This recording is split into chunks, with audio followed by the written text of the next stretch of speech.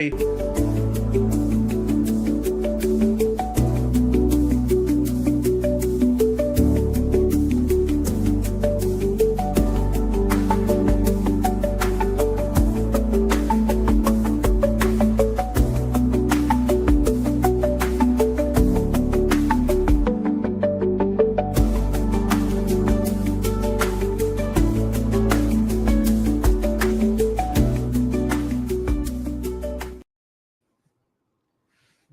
morning, good afternoon, and good night, and welcome to the pod where we chat, argue, or wax poetic about the movies that we love, hate, or that are simply worth talking about.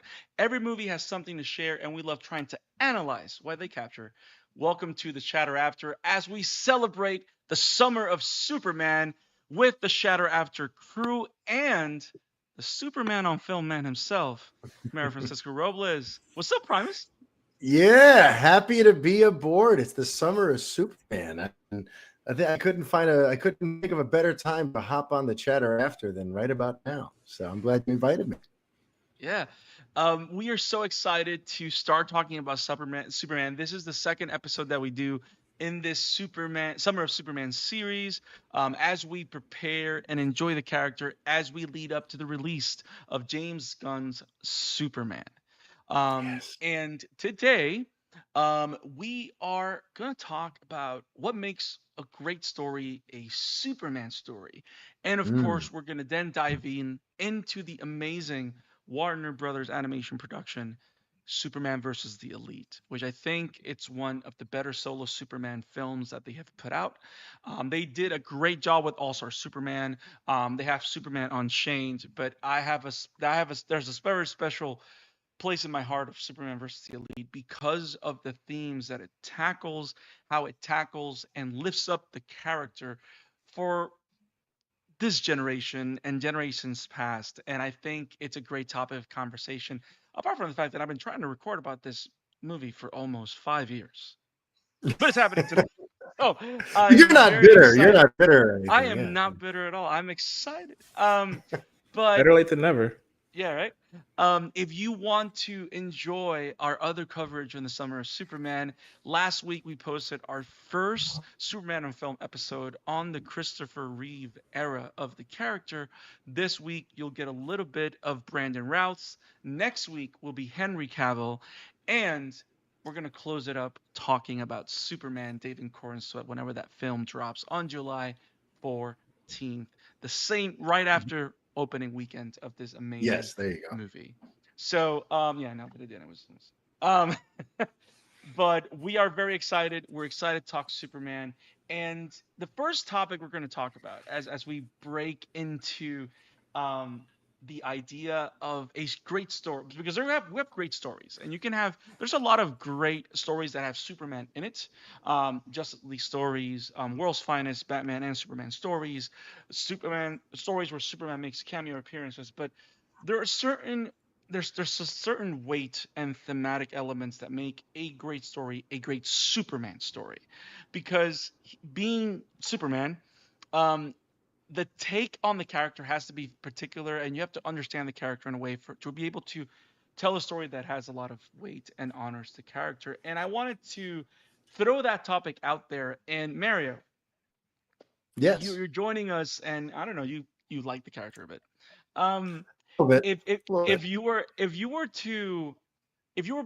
asked this question, because we've had plenty of stories that we've read. We have plenty of films of the character, representing the character or putting the character in the front that we've seen, but not all of them have clicked correctly with us as fans and with the public overall. What do you think are the keys of a great Superman story? Well, I mean, first and foremost, the characterization has to be right. Superman is not a man of action as much as he is a man of ideals. He's a man of great principle and values and integrity. And I think the movies that really kind of put forth his idealistic qualities and what he tries to, the hope he inspires, the friendship and partnership that he tries to exude, those are the ones that go best. The ones that try to make him seem like a blunt force instrument of action and punching things don't go over quite well.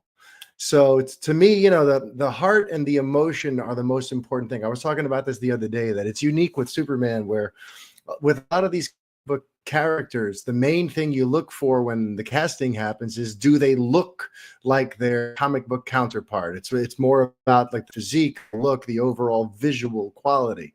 But with Superman, it's also about like, what energy does this actor give off? There's a certain Superman level of kindness and warmth that has to be exuded by this actor. There's a certain like unspoken gentleness to him that has to come through. He can't just look like he's made from stone and etched out of a mountain somewhere. He actually needs to seem like somebody who would be your friend, who you would want to go to in your time of need, whether it's for help, whether it's just for a little advice, whether it's just to be like, hey, can I get a hug?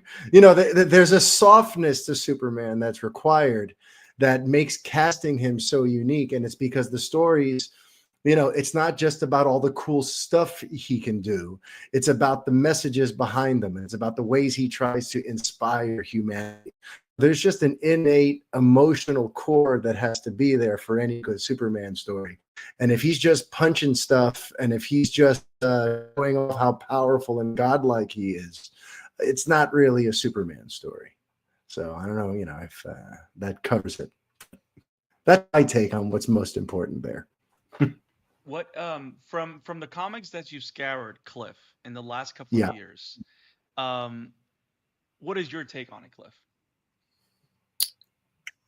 Oh man, I feel like Mario kind of just hit on the head. Like I don't know how I can follow that up, honestly, but for me, what makes a good Superman story is obviously it's an amalgamation of so many things, but I think at the core, which is also funny because I'm catching up on everything. I'm just like, oh, it kind of already hits kind of my beliefs around it, but I truly think it is placing Superman, a character who seems the most ordinary in depiction. This very simplistic guy, this very simplistic man who just, I always like to say, he puts his best foot forward in a world where that is extremely difficult every day. And it comes in multiple levels, from him just trying to go to work every day versus him, putting on the cape and now trying to save the world, doing anything, or in this case, the universe, and we see that. I think it works best when he's up against characters who constantly not only like puts his beliefs at conflict, not just physically, but also morally, but also kind of mentally as well. And I love when he has his team up stories that kind of puts it into perspective, like, oh, I'm not all powerful. Yes, I have these great abilities, but this doesn't always work for every situation. So I need to figure out what is plan B, what is plan C to get the overall outcome of, I'm just trying to do good, because it's something I was taught, and it's something that now I've like pledged the rest of my life to do, essentially.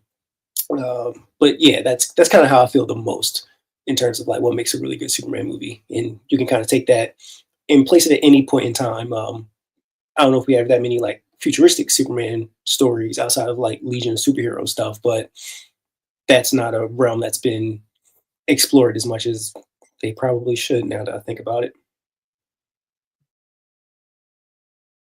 What you got, Deku? Oh boy.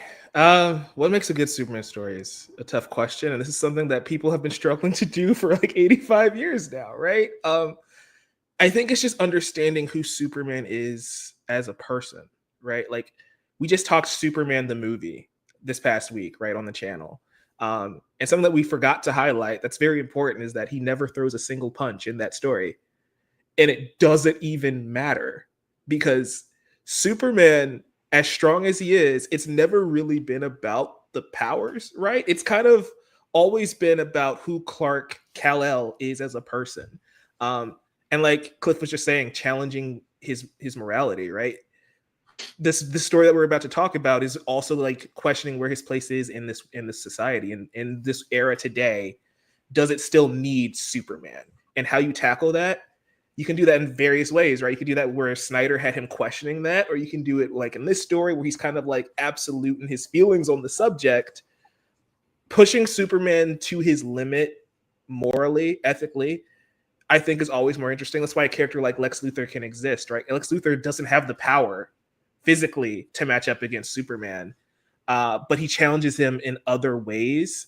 And that's what I think you bring the most interesting aspects of the character out that way, because Clark is strong in almost every single way. So challenging him is something that the writer has to get. They have to take their time and really like craft that story around it. And so, yeah, basically understanding the heart of the character, like Superman and Lois, great TV shows. They said, "Hey, we're going to challenge him by giving him 2 teenage boys," and it's like that one little wrinkle was enough to like completely change how you perceive this interpretation of Clark. So there's a lot of different things you can do to like maximize the story for Superman. So many different directions you can go, but I think at the heart of it, you need to understand Clark Kent. I go back to one of the things that we talked about um, during the conversation, and there's a little tidbit for whenever we get into the Henry Cavill side of it, is that one of those things that that movie highlights is when it comes to the identity of the character, Zack Snyder always put Superman first. The alien aspect, the God aspect, was always in the forefront of his interpretation and presentation of the character. But as I believe it was Cliff you that mentioned it on the last pod, that really brings to light where James Gunn is coming from. The first still that we got of David Coruscant's version is Corin Sweat suiting up, which is a way of highlighting that the key to this character is not that Superman is this godlike figure, is that the man Clark Kent chooses to become Superman. That is his way of doing the right thing. That is his way to express what he thinks, what he believes, and what he thinks he can contribute to society. So that idea of Clark Kent becoming the hero, it's always been more interesting and it's always been at the heart of the best stories. Because in a movie like what we're going to talk about in a minute now, if Clark Kent isn't first, there's no need to Clark Kent to go back home and talk to Pops about it, Mm-hmm. because it, like, the cape is just a different side of him that the world sees, but the real struggle is the conversations he has with Pa Kent, the conversations he has with Lois, the conversations that he hears of the kids interacting and reacting to everything the elites are doing. That is the meat in the story in regards to the character and what makes the character so interesting. So it all goes back to what we've all said. In essence, is like, if you get the essence of what makes the character amazing right, then everything will fall into place. But as a writer, it's going to bring challenges, because you got to write a story where you don't change who he is, but Mm-hmm. you allowed him to react to what's happening, and that is hard to do, because he's always going to be who he is. He's not Yeah. going to stop being who he chooses to be. And I don't know, that makes him. That's why when you have a great story, it really stands out. And I think that this particular film is, and based on the comic book, What's So Funny About Truth, Justice, and American Way, written by Joe Kelly. It is such a powerful and interesting movie. So I think we're ready to talk about Superman vs. Elite, guys. Mike, you had something together about the book. Um, I'll leave you to it, Yeah. man. Yeah. Well, like you said, this is based on a one-off issue in Action Comics, and that's what makes this so fascinating. This is the first DC animated movie to adapt a single issue. Usually, they would adapt like graphic novels, but yeah, this is Action Comics issue 775. What's so funny about Truth, Justice, and the American Way? Um, and this entire book only exists because Joe Kelly was reading The Authority, and it pissed him off because of how cynical they were. He's on record saying I was reading The Authority and I got so mad I had to go and take it out in Superman. Uh, and I just think that's so interesting because we're getting an Authority movie. So we'll see how that fits into this DCU whenever that comes out. But yeah, this book came out in 2001. So we're in the early 2000s. We have characters from like Spawn, Deadpool, The Authority, The Boys would come out a few years later, right? Omni-Man and Invincible would come out like a couple years after that. And so we're in this era, I like to call it the edgelord era, where all of these characters are anti-heroes, right? Like they're all Rob Liefeld characters. They've got a bunch of guns, they're gonna kill people, and they're gonna just exist in that like cynicism. We even have in the mainstream comics, we have the X-Men getting as edgy as they've ever been. We have Venom showing up, getting his own series. We have Azrael Batman, and if you guys know Azrael Batman, you know how messy that is. And so Joe Kelly writes this single issue because he starts questioning himself. How did we get here? Superheroes, like, they used to inspire us. Growing up, we wanted to become Superman, right? We wanted to fight for justice like Batman. We wanted to try our hardest like Spider-Man. Superheroes are basically a way for us to try to be better, right? They were the ideal to strive towards, to quote Man of Steel, right? And then at some point, they stopped uplifting us and they just became a power fantasy. Instead of like helping people defeat their demons, they started embracing them, right? They started embracing that darkness. And so this entire story is basically asking, like, what happened? When did these characters become boring, lame, corny? And what's so funny about Superman wanting to fight for truth, justice, right? Wanting to teach us to be better. That's basically where this book is coming from. And I think it's interesting how, to this day, this is a battle that we have to fight over and over and over. Because when this movie comes out about 10 years later, Man of Steel comes out right after that. Injustice comes out like the year before. And so Superman himself is now entrenched of, even his own stories aren't free from him embracing the darkness or trying to fix the character or become more edgy. And so this is almost like a timeless story for the character, because every now and then DC needs to release a story to remind us why Superman rocks. We got Kingdom Come, we got What's So Funny About Truth, Just the American Way, and then we got Superman versus the Elite.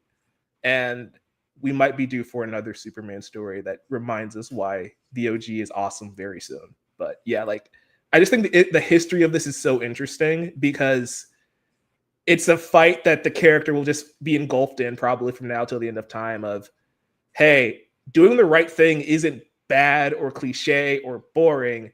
Sometimes you just want to do good for the sake of doing good. You know, you don't need a tragic backstory to do it, even though Superman does have a tragic backstory, but not that much. He couldn't escape that bullet. It's there. Yeah, you know, the entire planet blew up, so nobody had it worse than him, I guess. Bruce Wayne is just scouring in the background, like, how dare you? I just lost my mom and dad. You lost your whole planet. Martha. But that's what makes the comic so interesting, is because it's in DC continuity. So Lex Luthor's president for some reason, you know, because we were doing that at the time, and we're asking if killing is wrong in this story. And it's just like, I wonder what Batman's thinking, looking at the Elite show up in Gotham. He's probably just like, oh no, if this is where we're going, I can't follow this. Like, he was probably having a panic attack. Yep. And meanwhile, in Batman books, he's faced the same crisis too, where it's like he keeps just incarcerating the same villains over and over again. They always break out and they always wreak more havoc and endanger more people. And there have been stories where Batman's had to face that too, where, like, you know, if there was some more finality to the way I dealt with some of these evildoers, but he has his own principles and his own stuff. But it's, you know, both sides of that coin of Superman and Batman have had to face that idea of, there are people out there who look at the way they handle things as, what are you doing just putting them back in prison? How many times does the Joker have to break out before something bigger happens? You know, how many times? It's just, it's been a thematic through line with both of our, you know, beloved main DC heroes. Yep. Shout out to Jason Todd. Yeah. Yeah. He knows what's up. No. He likes the Elite. Yeah. I think Big fan. Actually, if you think about it, the Red Hood story is technically Batman Superman versus the Elite. It's pretty much, it's right there. Yeah, Um, it's the parallel. it's the parallel. It's Um, interesting because the comic specifically uses a lot of Batman villains for this very argument. Because like citizens around the world are just like, what if we just killed Victor Zsasz? Like would it be yeah, bad if we killed Scarecrow? Just like the argument really works for Batman's like yeah. lunatics in Gotham City. It's like I don't know if we should kill a bunch of Superman's villains, but like maybe it's time for the Joker to die. Maybe the elite have a point. Yep. Maybe. Yeah. Right. No, and it's interesting you say that, but also because also in the book and in the movie, um, it works for the other for a different benefit too. Because not only are we talking about the worst of the worst when it comes to the criminals that Batman has dealt with through his career, but it's also kind of highlighting the fact that the first line of defense to the ideal of heroism is Superman, not Batman. Like when Lois is having the conversation, hey, can't you just call someone else? Like they came to me. They brought the And fight to me. Yeah. correct. And Manchester also saying, and we're jumping into, I don't know if you noticed, we're already talking about the movie, so hopefully you're here with us. Um, and then and Well, then you have and then you have Manchester when he's making his big speech in the moon. He goes, and he's gonna be the first. And if anybody else comes up right behind him, we're gonna knock him out as well. But he's not necessarily talking about literally killing them only. He's talking about what they represent, because that's really what it was. That I love how Superman. He understood Superman's is the symbol that he needed to take down. Now, like even if you can kind of notice like through the through line of the story that Manchester understands that he can say whatever he wants, but unless he takes Superman down and what he stands for, he's not really going to convince the world of his way. Which is of course the finale of this story is so great because he doesn't get his way. But and I also just let's love I just say I love how meta the story is though too in a way, yeah, yeah, because it kind of takes aim at how sort of old-fashioned and sort of corny and boring Superman is. And that's something that fans have been saying for years, that the people who don't like Superman see yep, him as a sort of dated out, old fashioned idea of what heroes are, and that's from 1938. We like cooler, edgy, more trendy superheroes nowadays. And over the years, there's been like this recurring motif that Superman is an outdated concept, and that's why he's just it's time to make him cooler and edgier and update him and reinvent him. There's always been this sort of self-consciousness around the king of superheroes for some reason, and this story really kind of like it takes it and incorporates it into the actual fictional world of Superman. But I love the meta-ness of it, because it does sort of comment on the same kind of annoying arguments we've had at the lunch table since middle school, about, yep, is Superman still relevant? He wears his trunks on the outside. He's so corny and perfect, and he always, seems to like go for the right way. And, it's just, I like that the story kind of, plays with that idea as well within the confines of a true Superman story. yep.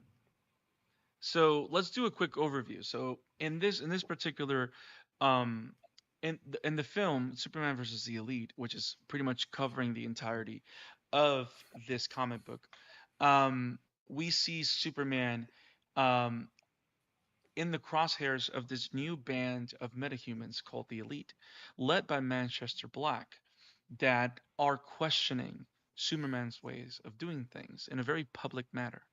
They understand that they want to break the status quo that Superman has set throughout the years, stating that his way does not work and that sometimes you do have to become violent, monstrous to exact justice. And of course, the movie explores the clash of these ideals, the clash of these characters, and at the end really highlights what Superman has always been, which is the ideal to strive towards, because there's always a path to do the right thing, even Always if it's believe. hard. Yep. That final speech, Mike was saying it. dreams. Dreams is what lifts us up. Dreams is what saves us. Such a and also pulled straight from the book. It's so good. Um, so I like the animation a bit more than because if you read the book, the animation of the book, it's very crude, and it's of the time, of course. Um, but I like how they kind of dialed it down to Saturday cartoon Superman for the movie, which plays I think a lot better. Um, now the film starts slow. Atomic Skull plays a big role in the film. I like that they added that because that's not in the book. I love how they added that as a means to show off different sides of the argument and expand the story. Um, for me, one of the most important characters in the film is this. I don't know if he's a senator or a scientist. Um, Ephraim Baxter's kid. The Yeah, he one was like a that UN representative. yeah, he's yeah. Mhm.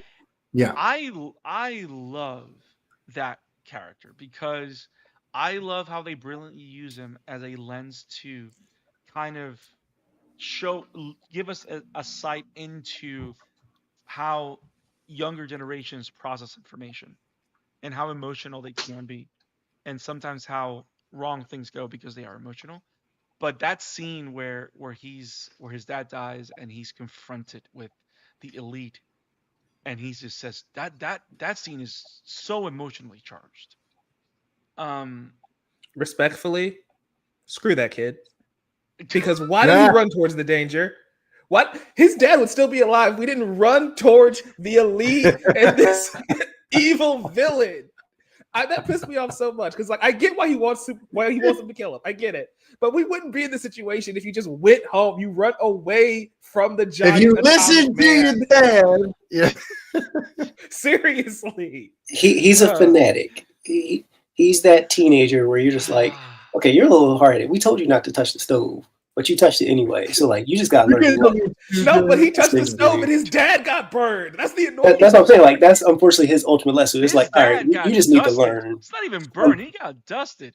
That was some Infinity ashes to War ash, stuff, bro. He got snapped. Like that's literally. And I'm only going to defend this kid a little, just simply because it just, man, to kind of counteract against Mike. It's just like I think it was necessary just to show like, hey, see how bad this can get. Because this kid, he loved the elite more. You know, he was a fan.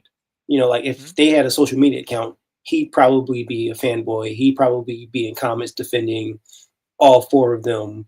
You know, making fan edits of these people. Yada yada yada. Yes. You know, Maybe like like there'd be hashtag or you the know, elite. Yeah. exactly like they've had Right. some kind of like sphere of influence on YouTube, definitely. But unfortunately, this kid had to then. So I get why he kind of ran to it because he wanted to like, oh look, my favorite, you know, my all star team is out here doing their thing. Like I need to go see it in person. Essentially, it just so happens that now you got a long kid, you got trauma now. So like I don't know how Yeah, and it, your and, life and is it's going to also go. kind of hidden. Like they subtly hint how big of a fan is. But if you guys notice, when he puts his phone down and he starts running and pulls up his jacket like a zipper, you can kind of see he's wearing Manchester black colors in his shirt. He's wearing Yeah. that England flag. He You has the know, blue and red.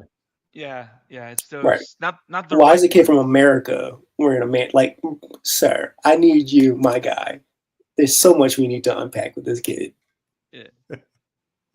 But yeah, I like the fact that they added I don't know Atomic Skull, how they added that character just to be able to see, and that's just smart writing. They added that character just to have that moment and be able to explore the mentality of someone just switching like that due to trauma, due to pain, because they're trying to illustrate something that's true. Sometimes you go through things in life that are so hard that you don't have the time to process and you just act emotionally whether it's good or bad, and you mix things. You think that it's the right thing to do because you're filled with this rage and you don't take the time to step back and think about something better or something bigger, which it's this doesn't appear in the book, but it really does a great job in highlighting it in the story here. yeah. um I think it's worth also noting that Joe Kelly, who wrote the author of the original issue, also wrote the script for this movie. And again, it being a single issue, it's like 15, 20 pages probably. And so he had to flesh it out a little bit to make the story a feature-length film. And I appreciate him adding the subtext, right? Like he could have just added filler to the story, but like he really made sure it played into the themes of what was already there, because that's the heart of this comic book. And so, yeah, I'm glad that we didn't just had. Yeah. Good.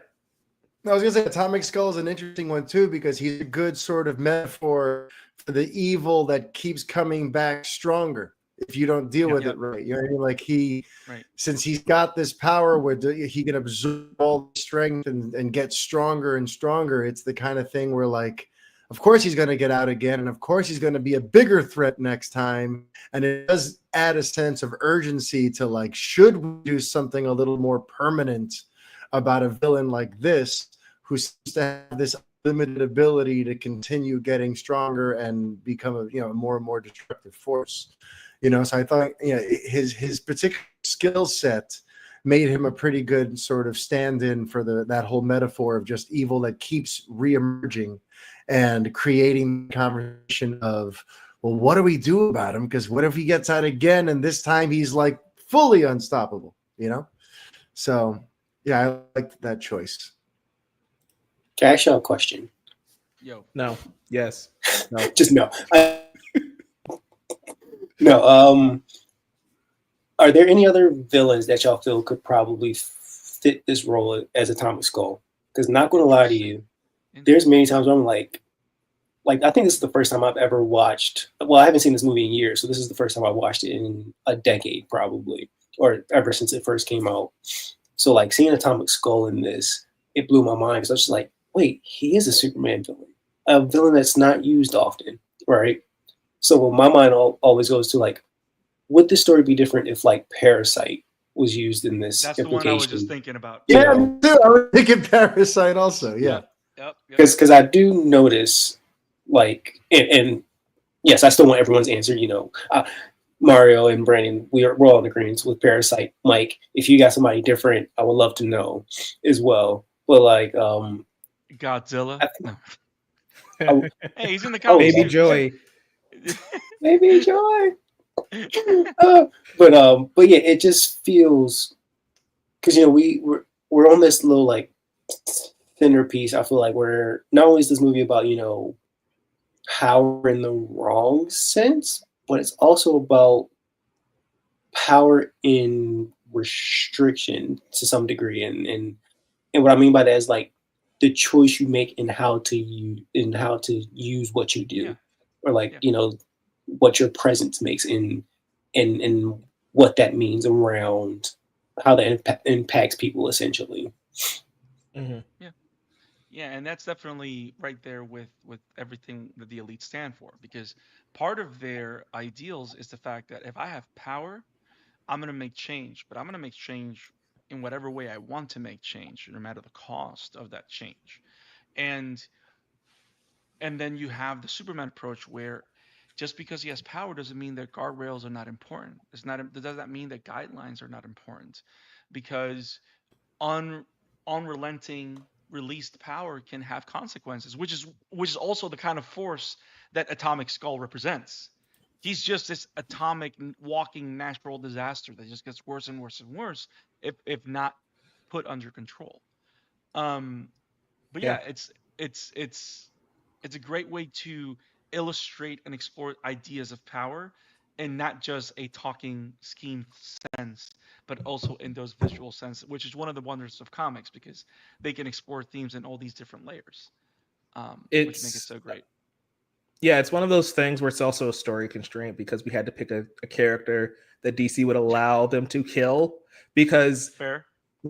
I guess from like a meta sense, you can also read it as the elite are bullies, right? And so they're going to bully these villains that are weaker than them. These soldiers, they have no problem killing them, right? Atomic Skull, they have no problem killing him, but they're not going to go to the White House and kill Lex Luthor, And it's like, on one hand, DC would not let them do that. But Right. you can't kill Lex Luthor. But on the other, Right. it's like, if you're so convinced on killing these world leaders, which is something they do in this movie, Lex Luthor's in the White House, right? Why aren't they going to go kill the Joker? You know, like, they have a ship that can teleport them across the globe, across the galaxy, and they're not doing that, right? And so I think it's also, one, it's a Superman story, so they can't go like just killing every major DC villain, but it's also just this idea of they're still bullies and Superman has to stop them. And that's kind of just the heart of every Superman conflict, where people in power are taking advantage of the little guy, and Superman has to step in and stand up for them.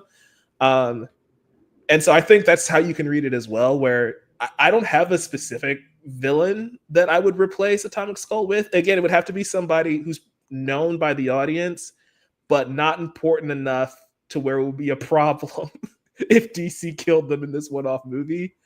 So yeah, I honestly think Atomic Skull is probably the perfect choice. I don't think I would change it, actually. Fair. I feel like aside from Parasite, maybe Metallo, but one of those just yeah, I think Atomic Skull was pretty much right on the money for this. But Parasite would have been an interesting one too, because imagine him around the elite suddenly being able to absorb their powers and how dangerous that would be as well. So he could have been an interesting alternate for sure. Especially with Cold Cast being this power hungry kind of character. Parasite just eating off, becoming a major force, where Manchester feels he has no choice but which would be a different take on the whole thing, which is interesting. It's funny you mentioned Metallo, and in my mind is like, yeah, the only thing is you would have to link Lex a lot more into the story, because Metallo and Lex are always like pretty like this, which is funny. Yeah, in this version of the story, Lex is not around. No, because it's 2012. Yeah, it's 2012, and I don't think for simplicity's sake they don't want. Yeah, they don't want it, but they don't want to say he's the president, because this is based on that story from 2001, and Lex is not the president in 2012. And so for new viewers who haven't read this book, they're gonna be like, "Why is Lex in the White House?" Right. And we're in the New 52 era, so like we're far past any idea of Lex Luthor being president. Was this movie made in retaliation for the New 52 from Warner Brothers Animation? Is that what that was? A year later. Coming there was a new initiative. Yeah, I don't know. Yeah. And it's very interesting. I wanted to mention this also, because we've all talked in the beginning of the show, at the top of the show, we talked about what makes a great Superman story, right? And we talked about the heart and the heart, the essence, the fun, the ideals. And whenever we see Superman in any other animated project with a team, he is just Superman. Like, he's just there to punch Darkseid, and that's really all he does when he's teaming up with other characters in other films. It's very rare that we see him be Superman, which is why, Mike, I keep saying we need that. Whenever we get our Nightwing movie, we need to see him giving him the inspiration for the Nightwing, bro. It needs to I'm cool with the Nightwing flashback. We can get a little Robin flashback in the Nightwing movie. Yeah, Let's do it. We need it. But like, it's even in the world of DC, a lot of times it's even hard to keep Superman, you know what I mean, like beyond the punching man. It's interesting you say that, yeah, because there's this little show called Justice League that came out, right? That show. And one of the issues in season 1 is that Superman got his ass kicked in every episode of season 1, because he was basically the jobber who comes in. If Superman loses, that justifies why the rest of these characters have to be in this story. And it became such a problem that fans complained so loud that it made Dwayne McDuffie and Bruce Timm and the entire team like reconsider how they wrote the character, because like, oh man, Superman's losing a lot. He's now weak and useless, because if he's only there to be the strong guy and the strong guy keeps losing, what narrative purpose does he have on the team? And so if you see season 2 and then into Justice League Unlimited, they really like turn around how they write that character, and that's why it becomes one of the best interpretations of the Justice League, because now they're writing Superman with a purpose. And you get to the Argus arc, right, in Justice League Unlimited, and Lex Luthor's running for president, and he's got to do all this other stuff, and it's like Superman's the focal point now because they finally got his place on the team and pushing him to, again, his brink morally, because Lex Luthor now has all the power. He's president. What do we do? So yeah, you're right. But if you were to pick a scene that surprised you or that you enjoyed the most in this film, what would it be? Cliff. I was hoping not to go first, but I'll jump in. Why is Pam so horny? That's my thing. That's the thing that's Why is what? the most. I Why is don't- Pam so horny? Are we going to talk about Pam or are we going to talk about Lois? no, I think Pam deserves the spotlight because Lois, I Okay, get fair. it. That's her Like, husband this- at this point. So they can do Right. whatever. I don't care. It's Pam for me. 100%. 100%. But damn. I am a just Hello saw Snakes it is four out here times. being wild. Okay. Yeah, the I don't know. hormones are flowing free in this one. She Yes. was all about. She needed some of that Kryptonian love, apparently. Yeah, and she was ready the whole time. So, but no, yeah, the whole thing with Menagerie and Pam, I mean, Menagerie is the name of the character, but of course everybody calls her Pam for some reason. Apparently that's her name, but yeah, I don't know. I don't know why we went there. That's just where My we went. only- That's just, we my need only to have thought of, something like- edgy and dark, so we got horny Pam. Which is weird because like the movie is arguably already edgy and dark in comparison to what animated movies were coming out before, You're not like or wrong. during this time. So like I guess to me Pam kind of fits this like lustful example of wanting power. I don't know. Like I still haven't put it together because it just I- every time she says something it just throws me out of the movie because I'm just like, stop, miss, you're nasty. What are you doing here? Like you killing people, you're blah, blah, nasty. blah. I guess we can make the case that again, these are parodies of like the Authority and these other characters. So like we have she could be like the classic femme fatale type character archetype where it's like she's super sexy and she's super horny and it's turned up to 11 because we're making a joke out of it. Kind of like how Manchester Black is British because Superman's the American hero and we're playing up the accent. He's not, you think it's a shirt, but it's just a full-on tattoo on his chest. And it's just like, okay, dude, pull it back, relax. Yeah, we Nobody's get it. that You're patriotic. Is the magician guy like our closest thing to like Constantine? Just bad, I guess. Probably. He likes to drink and can pull anything out of a hat. Like Yeah. That's Mm. their take on that's how he really sees Dr. Seuss. That's really what the hat is. not Doctor The, Seuss. the cat in the hat. It's his version. Chinese people, hat, cats. It was a bad joke. And Cold Cast is Um, just Cold Cast at this point. He can absorb powers. Yes. Yes. Yay. So I love how you led with. I was like, what was your favorite part of the movie? Why is Pam? So I was questioning stalling it? so Cliff can think. That's really what it was. I just This is my thing. I still ain't think, but I'll go anyway. No, my favorite moment. There's so I think there's three for me, but the main one was really the conversation that Lois and Clark has the night before he does his big performance. Essentially, just like it takes me to that opening scene for the Superman trailer where Lois is just grilling Clark. It just feels very honest. But specifically, in terms of this movie, she's sitting there and she tells him like, "I might have done the same thing. Like, I don't know. I'm not sure here and whatnot." And in contrast to Clark being like, he is so set in his beliefs that he's just like, they are doing this the wrong way. They are actively promoting violence to a degree where they're promoting murder of, people. And I get it. These people have done bad things, terribly bad things, but it's just like, who are we to still say they need to be gone. Because at that point, are we any better than them? At least that's how I kind of interpret the scene a little bit, and it really amped up the final fight, if you will, for me. Because I was just like, yeah, this kind of blends in everything I love about Superman. Is that, again, he's that constant. He, no matter what's going on, he's always just like, hey, no, we need to rethink this. Like, if it gets to the point where we feel like we have to actively remove someone from existence, okay, like, we need to pause the brakes here because something's wrong. Yeah.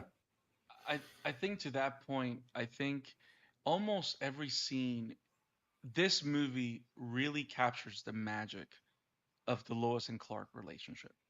Because not only do we see fun Lois and Clark, we also see the vulnerability between these characters. Because Superman is someone that throughout his entire life, because of who Clark Kent, for what he's capable of, he's always been someone to have his guard up to a degree.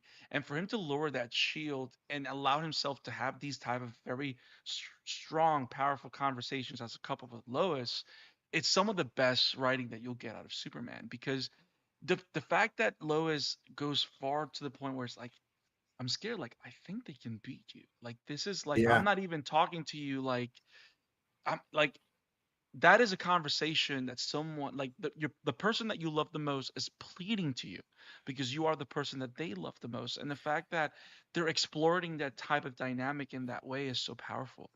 Um and the fact that as a man he acknowledges what his partner is saying, but as the man of tomorrow, he still has to leave the house. He still has to go to work. He still has to put the suit on, which is why whenever you see the actual letter on the floor where it says "believe, always believe," it's like because no matter what happens, um, this is something that I have to do, and I know you respect me for doing it. And the fact that just like Clark values his there it's not clear of his wife, but I'm gonna say wife. He honors his wife's um perception of the situation and presents that love and understanding. Um, he still pursued on and go, and I think that's part of the magic of that relationship. And this movie does a great job in in displaying that. So that's a great pull, Cliff. Great pull, Mike. If you were to pick a favorite moment in the film, which one would it be? Ooh, obviously it'd be the speech, but I'm not going to talk about that because we're going to talk about that. I assume at some point anyway. Yeah. I just appreciate the way Clark defeats the elite in this story because it's a level of intuition and brains that we don't see Superman use that often. You know, like people forget that this man knows every language on the planet. Like he is not an idiot. They portray him a lot to be like the dumb one when we pair him up with like Batman sometimes. Like he's super smart. He's good. He's good. But like the idea of he got their ship to turn on them, right? Because he realized that it was basically being held captive by these people. He made a deal to with the ship. It's just one of those moments where it's like Superman's compassion and empathy and respecting all living things, right? When they say the ship is alive, he makes note of that. He's like, oh yeah, but they probably don't want to be involved in this. And so he does what he needs to do to even make sure the ship makes it out Yes. safe. And that's just Yes. that's a detail that it's like they didn't have to go there, but it's like that's how much he respects all living things. Um, and I just love the entire like finale of the story because I watched this movie with my sister. She watched it for the first time, and for 80% of the movie, she's just sitting there. She's like, "But they're right though, because what if we Hmm. just did kill Darkseid and the Joker and Bane and but by the time we get to the end, it's like, but what gives them the right to decide who lives and who dies? And she sees the darkness in Superman at one point and it scares her a little bit. And she's sitting there like, he actually did that. He actually went there. What is happening? And so when he gets to the speech, she's kind of sitting there like, they got me. Okay. Yeah, I get it. And I'm like, story be effective And in another real one. time. And I'm like, That's they magic. nailed it. If it was actually able to like sway her to a specific side, and she knows DC lore, she gets Superman, she gets all these characters, but it's like she was with the authority. I mean, the elite. Excuse me. She was with the elite for like 80% of this movie, and Superman was able to change her mind, and that's how I know this story was effective. So that was great. Mary, what you got? Oh man, for me, it's all about that moment on the moon after we think he's dead for a second, where we're looking at that scrap of cape on the ground, and Lois is crying at the TV, and we're seeing that all the people who had once been cheering on the elite suddenly realize, wait a minute, this can't be. Is he really gone? And is this our fault? We pushed him into this fight with them, and like. Yes. When all of a sudden George Newbern as a voice actor surprised the hell out of me, because like when Superman just becomes that disembodied voice, like all the warmth is gone from his voice anymore. He's just this cold, detached, calculating character where you're like, whoa, what happened to Superman here? Like, the performance to me there is so it's phenomenal. So as soon as that happens, where he becomes this creepy voice, and then it looks like she gets, horny Pam gets killed, the Hat gets free, and they pull all the oxygen out of his lungs, and he can't summon any magic, and he looks like he's dead, and his lungs imploded according to what Superman just sort of bluffed was happening to him. Like that whole thing where we're just like, whoa. Both times that I saw it, I kind of had to like, there's no way this is real. I know that this is a surprise, but is it? Like because I didn't read the book, and I'm like, I come at this story in particular knowing very little about the outcome of it. That the performance and the portrayal is so strong, and the way it's staged is so bleak and dark and violent. And then when you see him finally, the costume's all tattered, and he's got the red eye, and he looks deranged. So to me, like that whole scene right there, like that's the big show-stopping moment, obviously, that really just sticks with me. And I think George Newbern has to get huge props for his acting during this section of the movie, because throughout the rest of it, he's got that thoughtful, contemplative, concerned Superman element to everything he says. But then right there, it just becomes cold, and this is what you wanted? Well, brace yourself.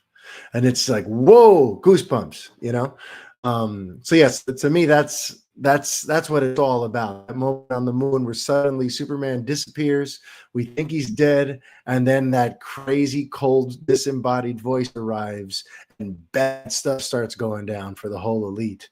I'm all about that.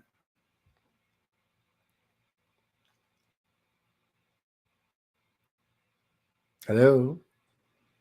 I guess I'm in control now because I don't know if Brandon's talking. Brandon is speechless. I was just gonna add that George Newbern, wasn't he like, this isn't his first time voicing Superman. I'm pretty sure he voiced Superman in other shows previously. So like this is just giving him a new opportunity to show that darker side of the character, right? I think that's also what plays into why it's so chilling, because you're like, hey, we know you're Superman, you're not allowed to do that. That's why when Manchester Black even says you can't play on our rules, that's not who you are. This isn't like, you. Yeah, they were betting on him nerfing himself. And I think that's why him killing the elite is so effective, because you have that moment where you're like, oh, he was holding back this entire time. Yeah, he could have just been doing this to everybody, and that's why you have to check your power, and that's why it's so effective, so immediate. Where it's like, oh yeah, because look, and that's why the audience reaction I think works too, because if the elite deem you to be bad and they kill you, what then? They just deemed Superman, the nicest guy on earth, to be a bad guy, and they were going to try and kill him. Yep. Yeah. True. Yeah. And it's actually funny now thinking about it. One, I didn't realize how many times in terms of like cinematic language Superman has died Like it doesn't happen often in comics, but in movies, it's happened in so many iterations now. I'm thinking about it. Yeah. But It secondly, happened so much we had to make a joke of it. That's why they were like, every time they die, they just leave a little piece of this cake. wow, that's actually that's so accurate. Damn. Yeah. But no, it's more when I think about how Superman introduces being creative with your powers to the elite, like on their first like rescue mission together. You know, he tells like, hey, here's your chance to prove yourself. You know, you in or you out. You know, in terms of being taking on the heroic job essentially. You know, to then in this finale just kind of go full blown. He uses his powers, but it's really just speed and like vibrato in robots. Like he doesn't use any other powers in this entire finale, but The clever it works, use you of know. Bluetooth speakers. No, yeah. Yeah, and he trained under the tutelage of Batman. Like I get it, I understand, but it works for this story. He's texting Bruce at the end of this. Did I do okay? Like, Um, I mean, was that a but good fear tactic? Like, let me know, yeah, my guy. Question mark. stop writing, Clark.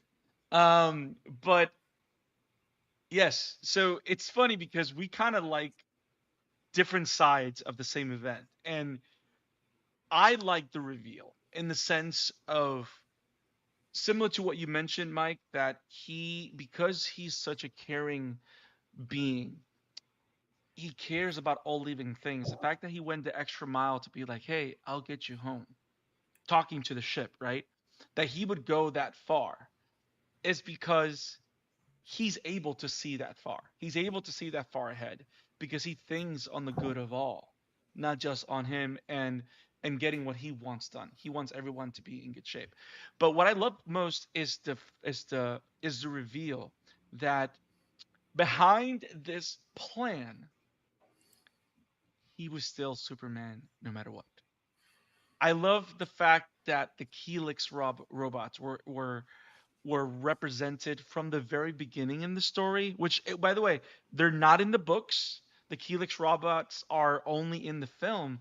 And the fact that you see them here and there, like he's Superman in the world, but in his base, he's always has a team.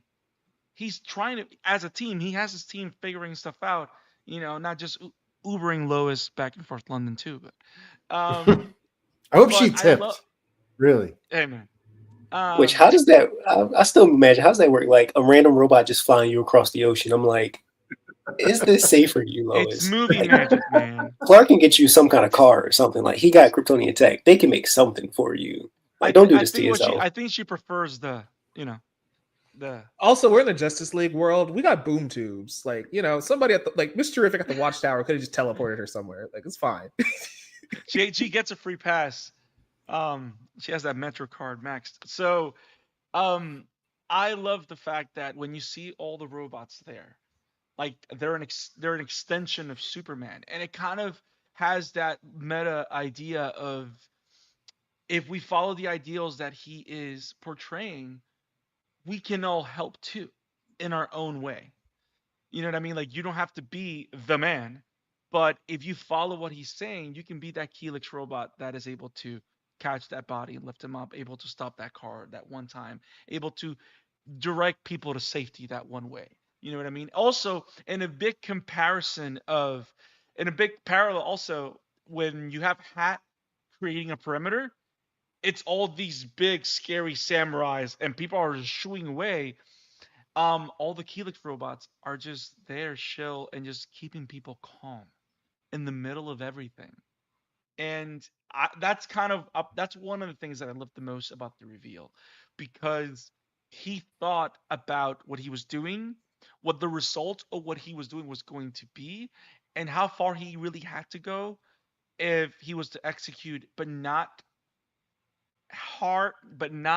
affect the message that he's trying to present, because he understands that in the middle of all these theatrics, the most important thing is the message. And this takes us to the speech at the end. The way he finally ends the conversation with Manchester Black. And I'm gonna read it from the book because I have it in front of me. And as Everybody, turn your as Bibles to Action Comics 775. Book of um Cal. Yeah. so in the final argument after Clark shares the fact that he just lobotomized Manchester Black to make him powerless, non-meta. Um, Manchester Black reads, "You stupid son of a motherless camel." Oh my God, such a bad book. You We should have, can't curse in comics, remember? yeah, right. You should have stiffened your up and done Hey, us all. Brandon, we're doing this Yes. live, but move the book towards you so you can get in Yeah, your I mic. should do that. There you go. I'm There sorry. you go. So he says, "You stupid son of a motherless camel tick. You should have stiffened your up and done us all." So he's saying you should have just killed us all, as opposed to just being a half measure. And then of course he does the usual villain threat, and he goes, "So long as a heart beats in my chest, I'll come after you, you pointy twit. If you think this is over, you're living in a bloody dream world." And then Clark comes back to him and says, "You know what, Black? I wouldn't have it any other way. Dreams save us. Dreams lift us up and transform us. And on my soul, I swear, until my dream of a world where dignity, honor, and justice becomes the reality we all share, I'll never stop fighting. Ever." And then he flies away. And the Like, Oscar goes to. George Newbern. Remembers the lead. Um, it's interesting. It's so powerful how that one, those speech bubbles, we're talking about a page or less, right? Half a page of it tells you everything about the character. Like that's one of those things that like it tells you everything about that you need to know about Superman. And the fact that the end point of this book of this movie was to be able to say those words and and set up that those words and those declarations and that's what makes this movie a great Superman story. It's a great story, but that's what makes it a great Superman story. Um, I think all of us got a little verklempt when he was saying those words so powerfully. And he was being Superman, because really Yeah, going back to what we were saying in the beginning too about what makes a good Superman story, it's about the ideas, it's about what he stands for, it's about who he yeah, is on yeah, the inside and how he tries to push us to be our best more than it is about how heavy the stuff he can lift is or how hard he can yeah, punch is. The real true essence of a great Superman story is he hits you in the feels and makes you feel like I need to learn from him. I need to be more like that.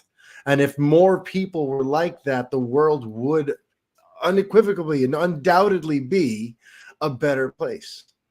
right. And it's funny because I was kind of in a bit of a debate with somebody on Twitter earlier on X, and they ended up blocking me because they're like, no, it's his godlike powers that make him Superman. And I'm like, that's not what makes him super. But there are Yeah, people who still like they think it's the stuff that he could lift, but it's yeah, those words he spoke at the end there that really yeah, was the most Superman part of the whole dang thing. yeah. I love that. Yeah, and it's funny Yep. because it's one of the few. It's funny you mentioned that because one of the few examples that we've had in film or animation that I keep going back to as I think for the longest time I at least downplayed it, and now I see with different lens. It's just surrounded by not a great movie, and I think that's why it doesn't land as powerful as it is.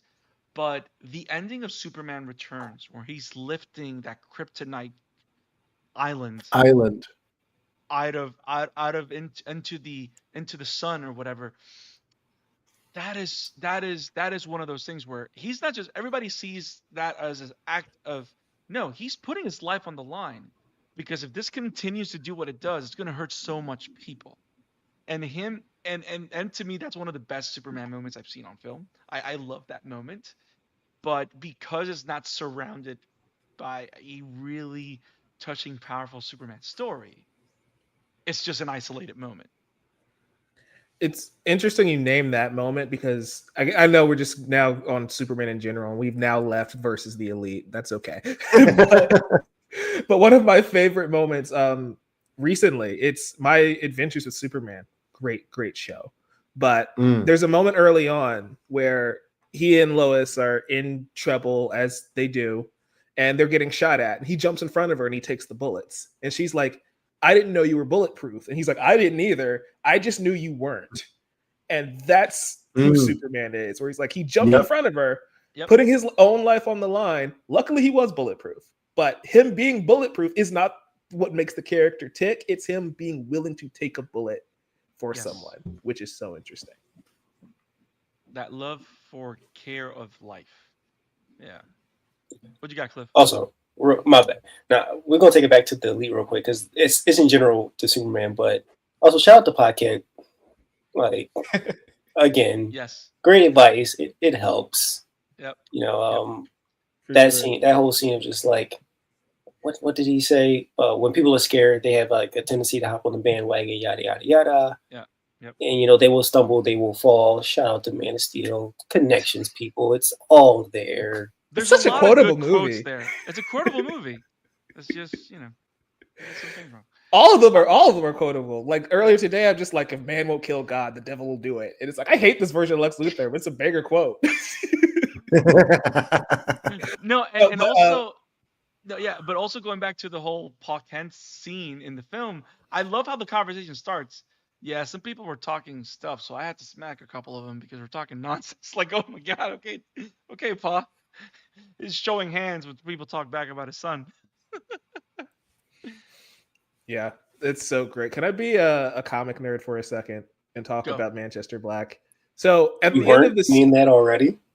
You know, who have you been the past hour and 6 minutes? Who are you? First of all, how dare you? Second of all, you're totally right. No, but you don't need permission to be yourself, Mike. Okay. Stop. I sit here in a My Hero Academia hoodie, unprompted. But no. So at the end of the story, Manchester Black's like, hey, if you think this is the last of me, you're living in a dream world, right?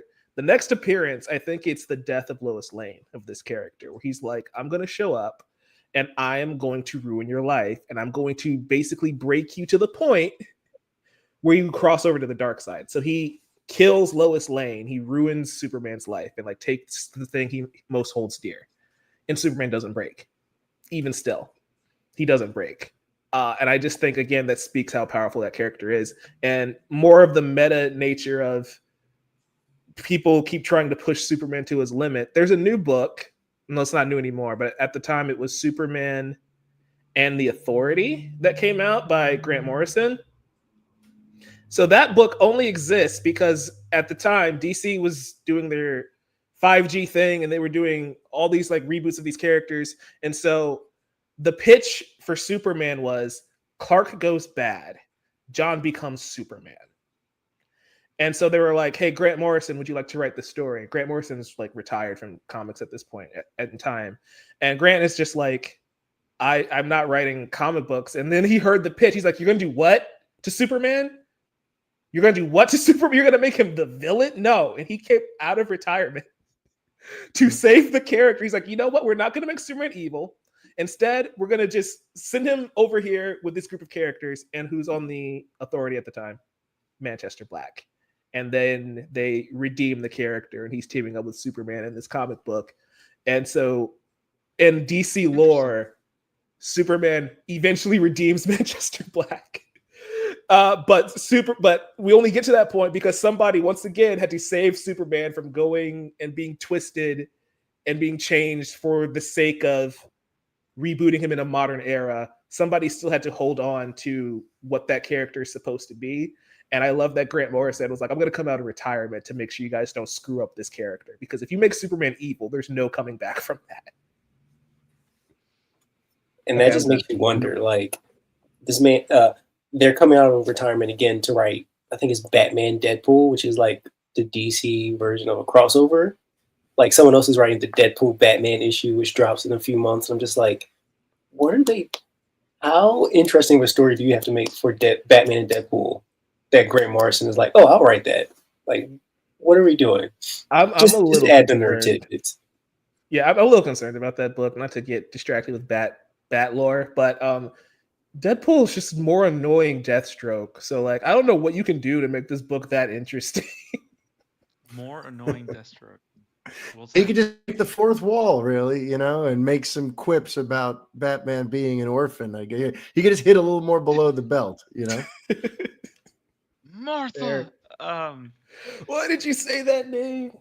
Yeah, right. It'd be funny if he does that in the comic. Like at some point, like Batman's about to really kick his ass. Should I say Martha? Will Martha That's make one us stop? That's you already exactly- know. That's the first. That was the pitch. That was the first page that they pitched, and they were like, "Sold." Martha. Now I want to go to watch Superman and just a shirt that says Martha. That's all it says. You Just, you know, should. I'm gonna be that one guy. I love Hey, that I'm for gonna you, watch it man. more than once, so Martha shirt. But guys, we've done the thing. We've talked Superman versus Elite. We've dissected the ideas of what makes a great Superman story. And as promised, Mario, we haven't Yeah, heard your thoughts on Superman 2025 in a long yeah, time. You've been doing a yeah, countdown of the weeks, of the moments, of the days. yes. You had an amazing trailer reaction, very emotional. We've had a lot of more content come out. Like there was that ticket release trailer, couple of Mm-hmm. character posters, and like definitely the social media train of James Yeah, Gunn's Superman. It's in full effect now. yeah, Um, yeah. where are you at with Superman Whew. 2025?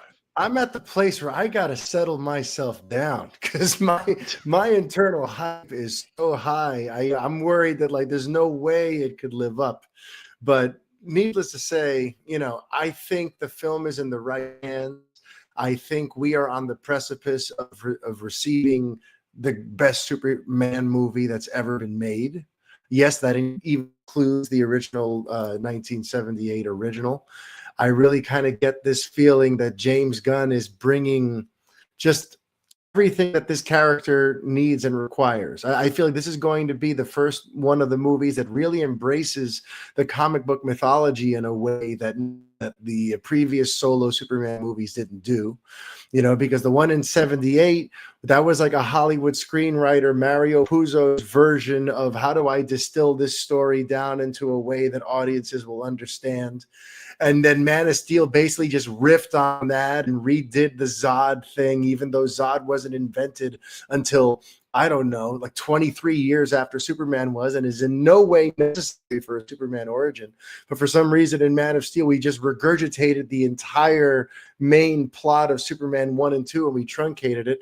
Like for some reason, there's been this aversion to just diving into the full scope of Superman's comic book mythology, where we get to see the full Planet bullpen, where we get to meet all the interesting supporting characters, and we have Crypto, and we have a Fortress of Solitude that's actually like a place where experiments are happening, and he has the robots on his side, and like in so many different ways, I think we're going to finally get the full scope of Superman's world on the big screen.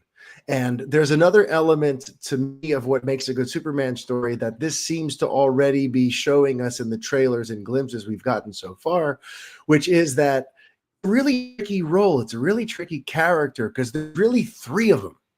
All right. A lot of people talk about Clark Kent and Superman, but it's really three different characters because there's the farm boy Clark, the pure Clark that grew up with Jonathan and his Martha there in Kansas, who's just him without any pretense, him without trying to pretend to be anything else. That's just the core man that's raised in Smallville.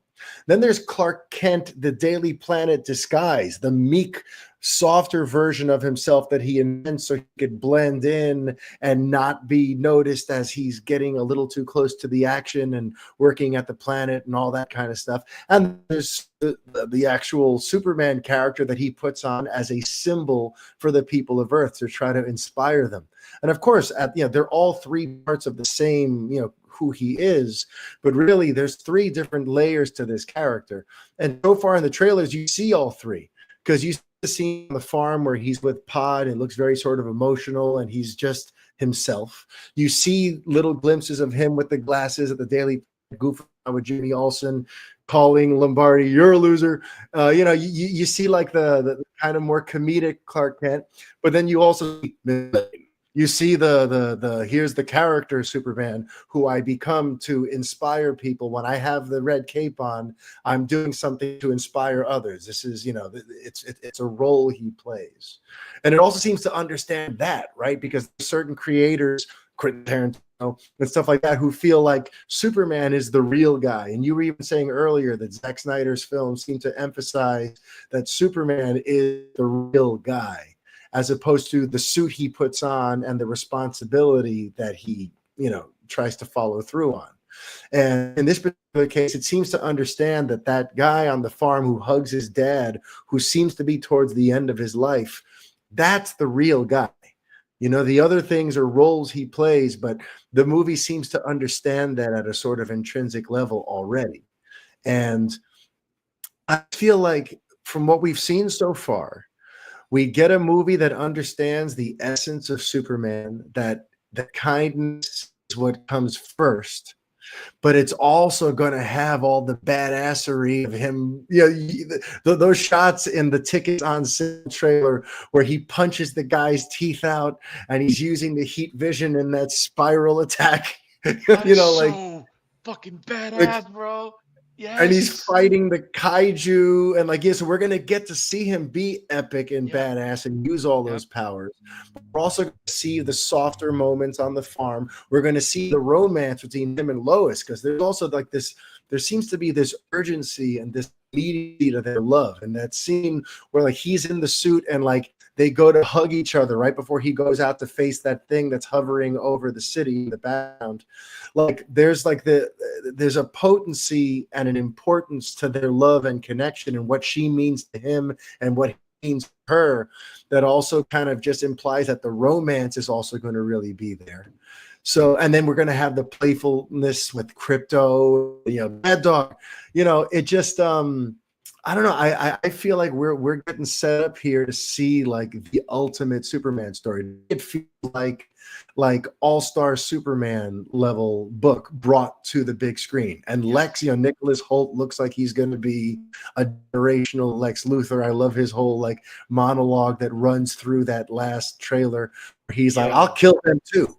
He's brutal and he's cold and he's calculating.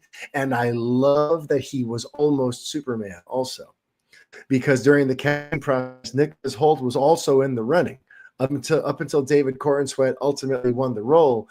And that tells me that James Gunn, somewhere in the script, somewhere in the story, in the larger picture he's trying to tell, he's trying to show Lex and Cal as juxtapositions of each other, as almost like altered, distorted mirror versions of each other. I want to see the parts of Lex where with parents like Jonathan and Martha, he might have ended up like Clark, but there's probably going to be some interesting stuff there, because I just feel like there's definitely something to the fact that Holt was in the running for Superman, but got Lex. There needs to be, there's an element that tells me there's going to be some interesting layers to their rivalry.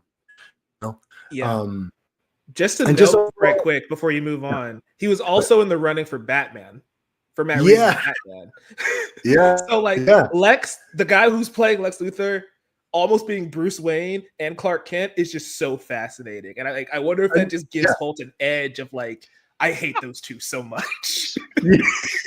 Yeah. So this inevitable finest movie that James Gunn is working on, when Lex is the main villain, it's like, oh, I've almost been both of y'all. So why would you tell me this, Michael? I'm sorry. And ultimately too, like James Gunn, like, his stories always seem to be like about something. There's a larger picture story being told. It's not just about the spectacle. It's not just about the colorful characters. It's not just about one-liners. There's always interesting themes and subtext and subplot to everything he does. And I feel like he has a very interesting opportunity, similar to Superman versus the Elite, where we're going to have Superman enter a world where there's already lots of heroes, and they all have different ideas for how to do this. You have that justice gang that seems to work for Max Lord. You have the authority kind of lurking about with the engineer and Ultraman and whatever's going on there, but they're buddy with Lex Luthor. There's, there just seem to be some interesting layers here where all these different people have their idea for what heroism is. Maybe some do it as a job. Some of them do it for the benefits. Some of them do it for the fame. He does it because it's what's right, And I feel like ultimately the big sort of end game here, and I don't think it's going to be arriving in just one movie. I think maybe over the course of whatever his individual franchise is, or maybe at the 10-year conclusion of the greatest story ever told, which is what James Gunn calls what he's trying to build here, we're going to get to a place where suddenly the entire world has now been put on notice that Superman's way was the way, So yeah, I see lots of interesting parallels with Superman versus the Elite, and the way that Gunn wants the position. In early quotes, he said something about how, Superman is kindness in a world that thinks kindness is old-fashioned. And sometimes it feels like our world is like that, where to be kind and sincere and vulnerable is, those aren't desirable qualities anymore. Now it's more about how, brash and cruel or biting you can be, most clicks you can get, say the most outrageous thing, do the most outlandish thing to make your point. And I feel like he gives our paragon of truth and justice to kind of guide the way for, if more people behaved this way, the world would be a better place. So I think Gunn has the whole recipe down. He seems to understand the assignment, and everything I've seen seems to show me that we're going to get a little bit of everything that makes Superman special in this movie. So I'm way in. Yeah, I was going to ask, did you want the exact quote that he said? Do it, bro. You say you found a quote somewhere about something. Throw it out there. Yeah, it's Mike. I put in the private chat, but Mike shared this a while back. It's the EU piece. It was called Superman, New Man of Steel leads DCU of Tomorrow cover. Yada yada yada. Basically, it's a full piece the art writer did back in March. But yeah, pretty much, James Gunn is quoted saying, "I want to tell the story about someone who is truly good in a world that doesn't value goodness, in a world that makes fun of basic kindness and basic human values. The fact that he can fly and lift buildings and shoot laser beams out of his eyes was really secondary to who he was as a person and what he stood for." And I highly recommend anyone, maybe we can put this link to the article in the description after this video as well, but just read that article. It literally breaks down everything that Mario just mentioned, especially about, the corporate heroes, why every character has a purpose, et cetera, et cetera. It's all there for you people. It's a very fun read. Yeah, it's one of those things too. Like I'm a big believer in the creatives behind a project. So right before we had ever seen any footage from the movie or any pictures from the set, I was just reading all of his comments that he would make in different interviews, and every time he spoke, I was just nodding. It was like, yes, you get it, and to not just have Superman be in his hands, but the entire DC universe in his hands. It fills me with hope. I feel like we've got a good shepherd here. We've got somebody who's ready to lead these characters in a way that on the big screen they have not had a chance to really flourish. And he seems to get it. And I love, there's this one sort of sad quote he has though, where he's like, I can't do much in the way of science. I can't get into politics, but I could, if I could share these stories of love with the world, that's what I can offer. And the fact that he sees these comic book stories ultimately as stories of love tells me a lot too, where he sees this as a way to say something and to touch our hearts, to give us heroes that are aspirational, that aren't just cool to look at, but that we actually wish we could be more like. That seems to be where he's going with all this. So yeah, James, you got it. And I Now let's see think if it all goes up. By the way, the talk has been great. Now let's see if the execution matches. yeah, Right, like yeah, that's where I am right now, where I'm like Clint Barton in Infinity War. It's like don't give me hope. Don't give me hope, because like we've been burned before. yeah. And like you're right, Mayor, everything he has said thus far is just like he gets it. And all the trailers are like, yeah, I'm seeing the DC universe I've read and watched as a kid finally come to life for the very first time. Yeah. And there's a part of my soul that's like, oh, but they're gonna screw it up, aren't they? Like I need to let go. I need to embrace hope, Yep. right? Embrace the dream, right? But it's Yes. like, Look up. oh gosh, I do Just not embrace hope for my 2 hours. Yeah, Just 2 my hours. expectations are so freaking high at this point where it's like, there's no way I don't come out of this movie disappointed. So I need to learn to temper them a little bit. So if this movie's a 7 out of 10, I can live with it. But if it's a 7 out of 10 right now, I would be crushed. No, and it's crazy because Mike and I were talking about this the other day, off the air, and one of the things that I think hasn't happened in a very long time, not just with the character, but also with a franchise this big, is everything's buzzing about Superman. Where was the last time that everything was buzzing Superman?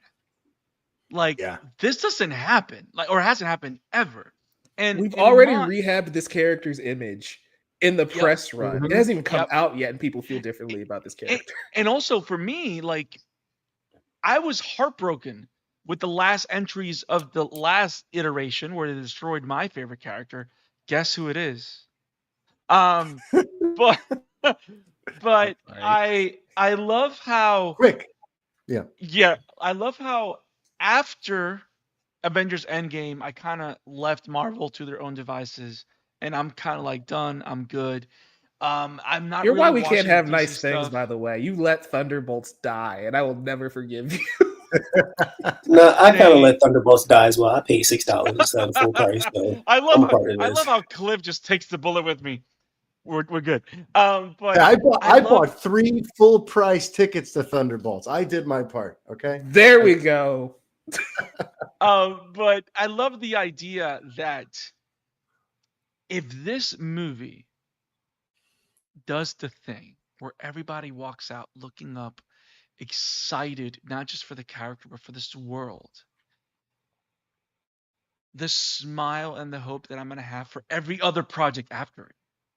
That's like what I'm Mhm. excited about.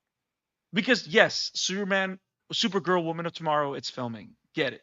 But nobody really cares about that project until Superman comes out. When Superman comes out, then it's going to be, holy crap, this movie was amazing. Where's Supergirl? What's Supergirl? What's going on with that? Wait, isn't a And Lantern show cryptos to coming? that too. Right, Yeah. like all those little things, right? Like, that's what I'm excited about. Not just for the Superman film because I want it to be amazing, but it's like they're gonna do something with this. They're like the idea that these things will happen if this becomes and I think amazing, right? And I think it goes back to what you were saying that like James Gunn understands the assignment. He understands not just the fact that we need to start with Superman because of who Superman is in the mythos, but he understands that nailing this project, it's really what's going to seal the fate of the whole universe. And I Mhm. love the fact that the seriousness of it and the Sounds so joy of dramatic, it. but it's true. Yeah, the seriousness. It's No, not but the but I fate of the love. whole universe. Yeah, yeah, but I Rest on the love the shoulders fact of that we're this guy. talking about it, and this movie feels so fun. Like when was the last time the Superman was fun? There's so much And fun in this movie. and mind you 1978. too. Yeah, Yeah.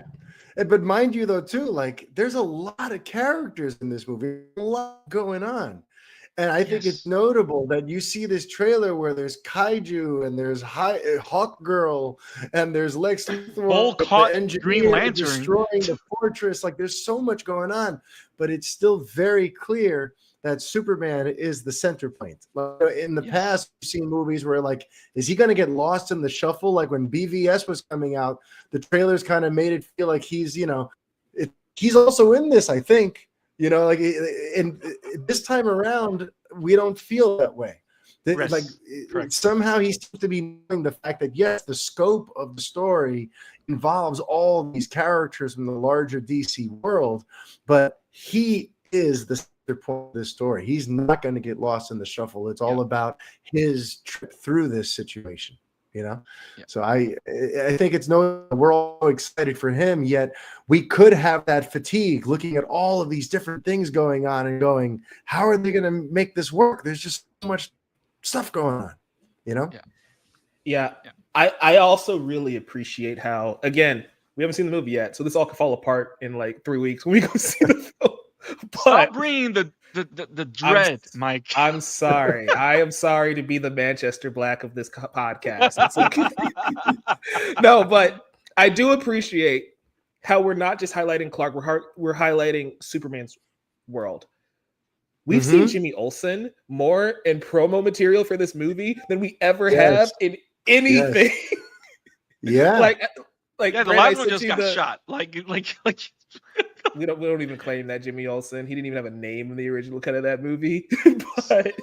But like even on TikTok, it's like he's just like vlogging in the Daily Planet. And it's just the most like wholesome, like goofy thing. And it's like they get the supporting cast as well, because it just being Superman all the time would get a little stale. But it's like Superman and his friend Jimmy Olsen, Superman and Lois, seeing Perry, seeing Lombard, right, calling him a loser, and like you can see how nobody would recognize that Clark Kent is Superman from the promotional material as well, because his hair is different. He's wearing this baggy suit, but he's also just like the biggest dork, just laughing with Jimmy. And you look at him and you're like, yeah, that's not Big Blue. That can't be. Right. And so it's like, it's embracing all the aspects of the character, but now it's also justifying why they exist and why certain characters will never see his true identity, because Office Clark is the guy I talk to every day, and we just talk about sports and we goof around and we take silly photos, and you don't think of that being Superman, the guy who just punched a kaiju 5 minutes ago. And I love that aspect of like highlighting what makes them distinct, but also just showcasing that world as well. But the way they released all those character posters, everything was like, here are all the metahumans, and it was each of them. Then it was, here are all his frenemies, and it showed them. Then it was, here's the Daily Planet staff. Like, it seems to be leaning into like, here's this whole greater world of Superman supporting cast that y'all have never seen before, or really, or seen done quite in this way before. And I love that. Again, we're going to see all the different layers and nooks and crannies of his universe this time. It's so fascinating too, because again, my sister watched this trailer for the first time, and she's like, "The robots are here," because they've never been in live action. She's like, "The dog is here." she's just like, "Oh wait, Jimmy's finally in a movie for the first time in forever." And it's like, there's so many just like small aspects of the character that we are all familiar with. Yeah. But then I have other friends who aren't familiar with Superman. They're like, why does he have robots in the Fortress of Solitude? What is this about? I'm like, the amount of people who didn't know he fights kaiju on a daily basis. I'm like, oh, you guys don't know anything. Yeah. Okay. I'm glad we're finally putting this on screen. Yep. A day in the life of Superman. Yeah. I like it. So as we start to close, I figure I throw one last thing to us, and then we close the episode. Cliff, favorite moment of the trailer for this movie that you've liked so far? Anything that stood out to you that you prefer, that you think to you was the best moment on that trailer? It's not even actually, it's not even a visual moment. I'll go fully unique. I'll go full music nerd here, because I watched the Charles Cornell video about how they kind of revamped the Superman theme. Yes. And there's just that build up from the beginning where I'm not going to go full music nerd, like, oh, they're using like a C major chord, then they move to like an A flat. I'm not going to go that far, but there's references with snare drums and like snare rudiment movements that are reminiscent.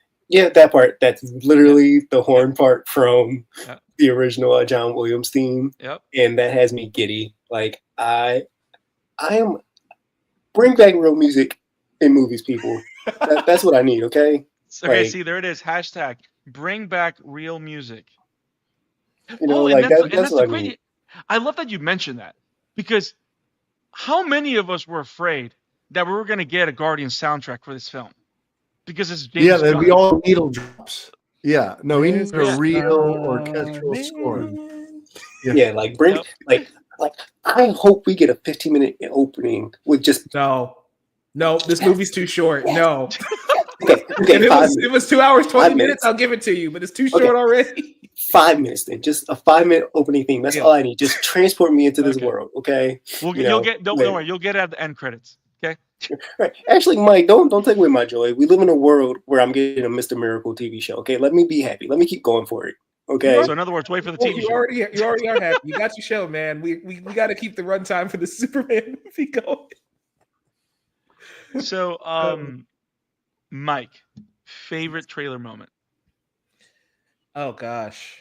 I've reacted to all of the trailers except for this last one. So the biggest moment I got was seeing the dog as a dog guy. Of course. But I love that we have just, it's not really a moment itself. I love that we've been humanizing Superman and like we've been making a point to lean all the way into that. And so when Yes. that first trailer, we hear that Clark is like struggling to breathe and he's bloody. Right. yeah. You just hear the gas. The first thing, that's your first introduction to this It's world. jarring. Yeah, and Yeah. and he's coughs up blood. Like what? Yeah, Yeah. And I just go back to the last interpretation of this character. Do you bleed? You will. Right. And it's like we're questioning his godhood in the previous iteration. And this one we start off with he's human. And the dog has to Yeah. come save him. And throughout the rest of the trailers, we lean into that of like him getting frustrated talking to Lois because she's grilling him and like pushing him and making him like argue his stance. And it's like, I like that we're showing the human sides of Clark. Like him snapping at Lois isn't something anybody would ever expect. And that's, again, it's another jarring moment and it surprises you, but it's a very human moment of he's not mad at Lois. He's like, how are you questioning me stopping a war and saving lives? like how And is that this goes even back- a question? Yeah, Yeah, like how is it a question that I saved all those people from dying? And I love that we're leaning into that humanity of the character. Like, yes, he's doing the Superman versus the elite thing of like, what I'm doing is right. We need to be morally strong. But what I enjoy about this interpretation of the character is that as he's getting pushback, he's reacting in a human way. Yes. Like, and Superman versus the elite, as good as it is, he very much still is doing the, well, I'm Superman and this is the right thing to do and this is how we should do it. Whereas here he's getting frustrated because he's like, how do you guys not get it? Yes. How does this not make sense to you to save people? Yep. Those are my favorite moments overall of just like humanizing the character, giving him the dog, having him talk to his parents, the fact that both of his parents are still alive for the time being at least. I'm like, yes, Buckhead's here. Let's go. yes. No, Those and it's moments. I love that you mentioned that because one of the things that I love the most about that moment with that conversation is the fact that not only do we see him react like a human, right? Like his emotions, but we also see the fact that he's allowing himself to react because it's Lois. Because if he was in the suit in public, he wouldn't be throwing Yeah, this that is them sort alone. of. This is a private Yeah, moment. Yeah, exactly. And I love the like, fact. babe. Exactly. Seriously. I've told you it doesn't like I love the fact that that moment, that vulnerable moment kind of highlights that relationship and the quality of the relationship that we're going to be exploring, which gets me very excited, but great pick. Mario, if you were to And pick your favorite moment. I of just the need to trailer. wax philosophical one more time on the understanding of the assignment here, because one thing that Mike said that it got me thinking about it too, where it's like James Gunn seems to understand that the way you tell a good modern Superman story is to keep him pure and make the world around him conflicted and messy. Let everyone else be conflicted. Let everyone else be cynical. Let everyone else be all those other things, but he has to be the true blue pure thing at the center of it. That's something that the last interpretation seemed to kind of overthink, where they were trying to modernize him. So they added all this angst and conflict. And it's fundamentally like that kind of stuff is not Superman. I'm sorry. And I was preaching about it forever on old podcasts that like Marvel got it right with Captain America. You notice how Steve Rogers in the MCU, he is that old-fashioned true blue good Yep. hero, but he's put in a world where everything is kind of complicated and complex. He has to, try to navigate this tricky, dark-ish world. And they seem to have nailed that now with Superman, where he is our pure paragon. And what they did was they made the world around him, the complicated part. And I'm like, that's how you do it. That's how you do it without betraying who Superman is in some weird stat attempt to make him seem cool to younger people. Like, no. Now, what I love in the trailers, all the moments where we see the humans rally behind him, like when the guy carries him out of the crater, when the boy is pushing the flag up in the midst of all this chaos and he starts, shouting Superman, when we see all the people looking up and chanting Superman and rooting for him, like all that stuff where it's like, wow, we're going to finally actually live up to the promise of what was only lip service in Man of Steel. You will inspire the people of Earth. You will give them hope. We never really got to see Superman instill optimistic hope in anybody. Yep. And here it looks like we're going to see the people embrace what he's done for us and his messages to us and root for him and help him up. And, those are the moments that really grab me the most so far. But, I could go frame by frame. Love that. I need more of that. But right now, since you're asking for one main thing, I love those moments there where we see the people of Earth loving, supporting, and rooting for Superman. Like that's what's and that's actually funny because that's exactly what I was gonna say. And it's specifically the scene of the guy lifting him up. And because that moment right there, you could have, if Superman was any other character, he would have been, I got this. Let me just get out of here. You know what I mean? But the idea that he would allow himself to be helped, it shows that connection of, yes, I'm one of you. Like you, and he's not gonna get in the way of someone else wanting to do what's right by them because he's doing something that's good for society. But the idea of the chant, I think, Mary, we were talking about the first trailer. Like the thing that I loved the most, that when you listen to the audio of the very first teaser, you hear this chant, Superman, Superman, Superman, build up towards the end of it.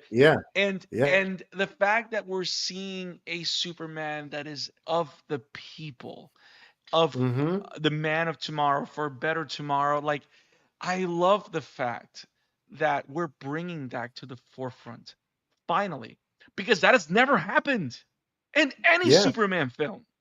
It is a first.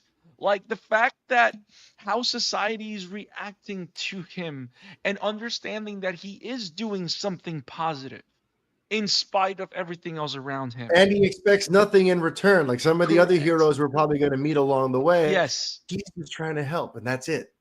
Yes. And I'm excited about that. Moments like that are the ones that I'm very excited about. And the great thing is that we've been seeing that facet of the movie's environment throughout all promotional material from different angles.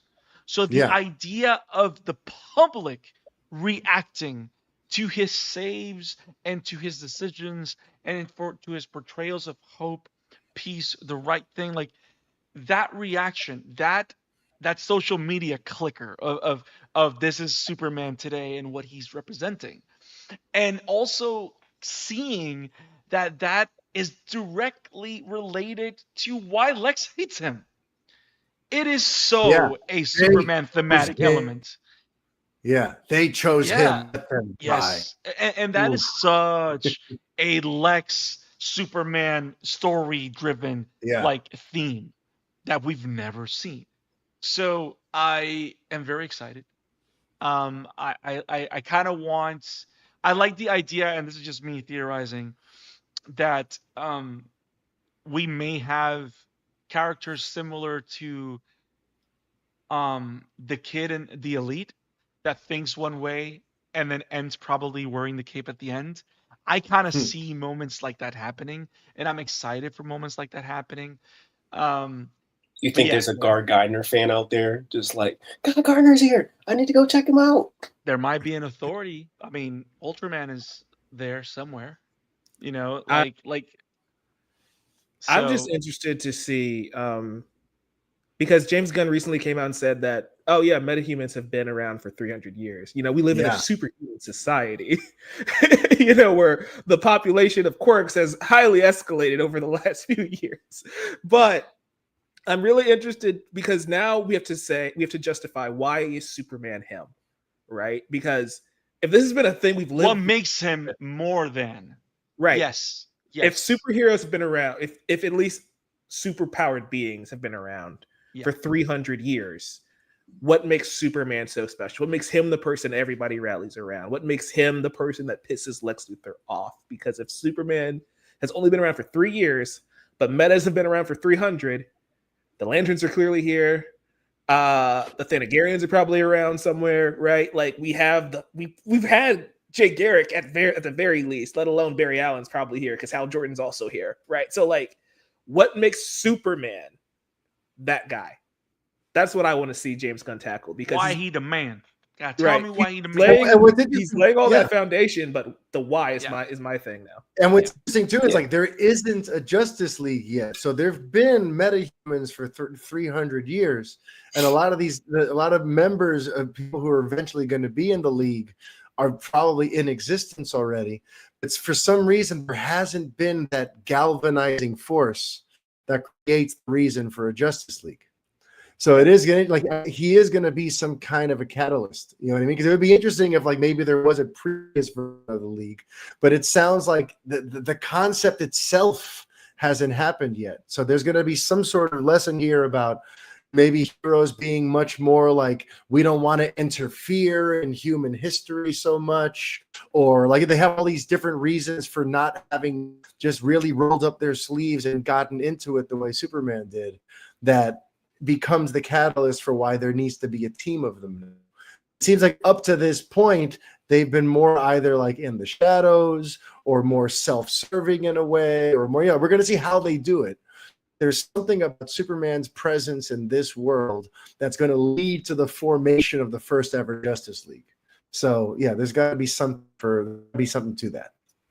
For And sure. can I say one last thing? And I'll stop talking after that.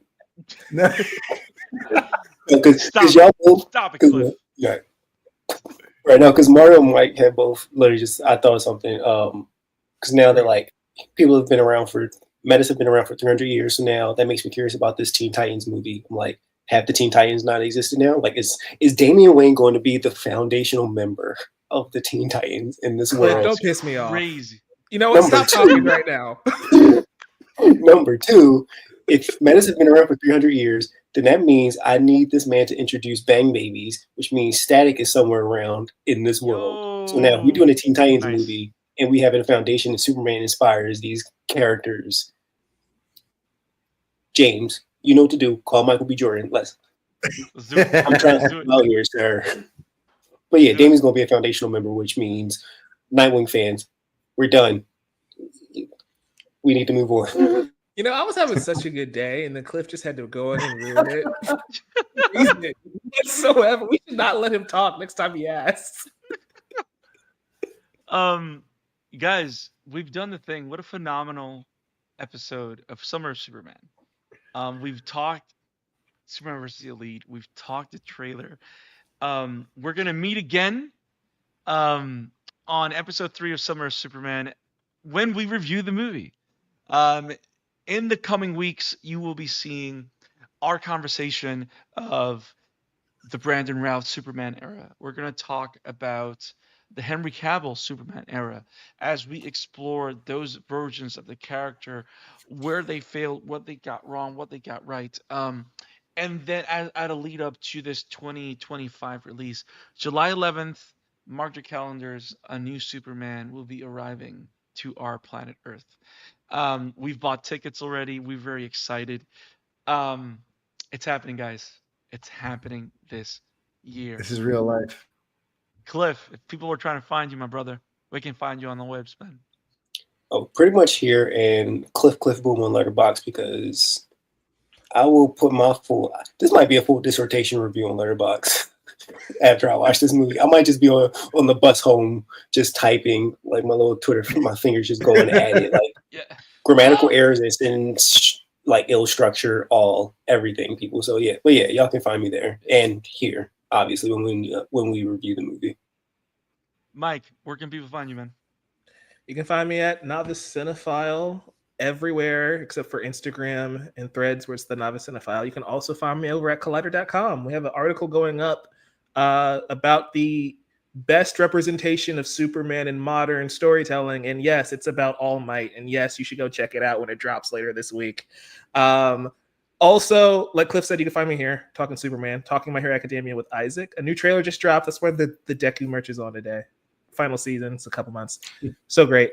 And yeah, the Insider Chatter. That's the new show that we do on the Chatter After with me and Nate. We just did a whole DC breakdown, talking Wonder Woman, talking Superman, doing all the fun stuff. So yeah.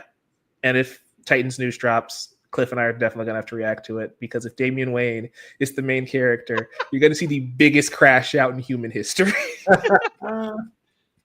Well, I think that hopefully what this version of the character of Superman is telling us and how they honor the world of Superman, I don't think that's going to happen.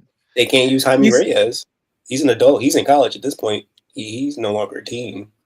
No, you see, James Gunn is scaring me because he said that his favorite Robin is Damian Wayne. And when anybody ever says that, a part of me dies, because like, okay, I already know we're about to be in for something crazy. Hey man, maybe we don't get that much Robin from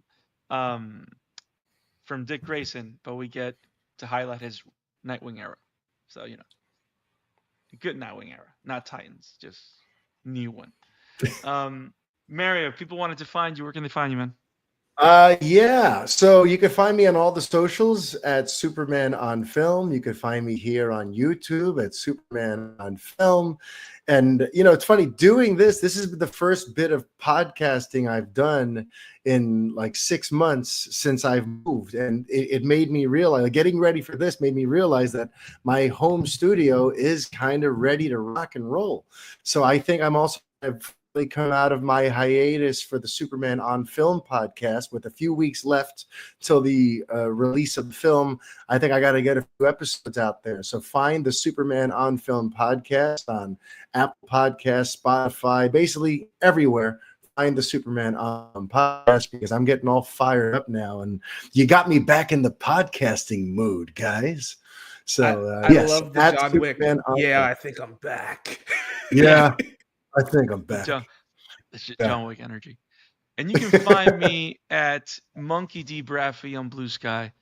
And you can find me on the Shadow After, talking Superman, talking films, maybe books at some point. And you can find me on the Amateur Talker podcast, talking anime whenever I'm available.